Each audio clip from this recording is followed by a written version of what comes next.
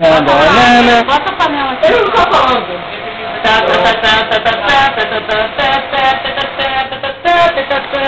Aí, da hora. Aí, mãe, esse viu. Vai colocar a cadeira de destino. Tá certo. Tchau, Deus,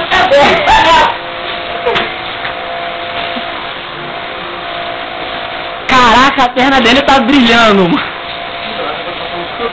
Aí, deixa assim, tá bonitinho. Você é doido.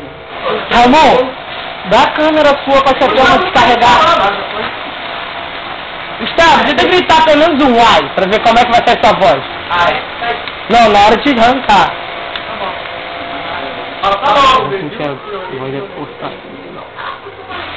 2, 3, e vai, tá.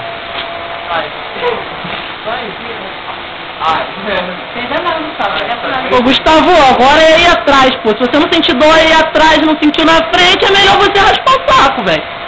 Vai sair o saco dele no bagulho. Não pode raspar o saco, esse raspar aqui não.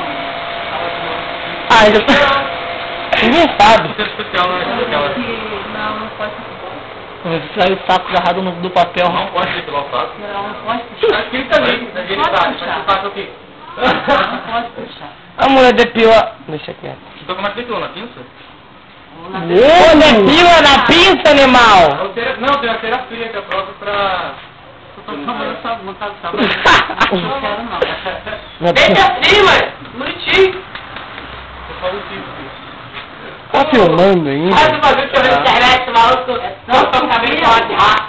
Nossa. É, que é essa porra,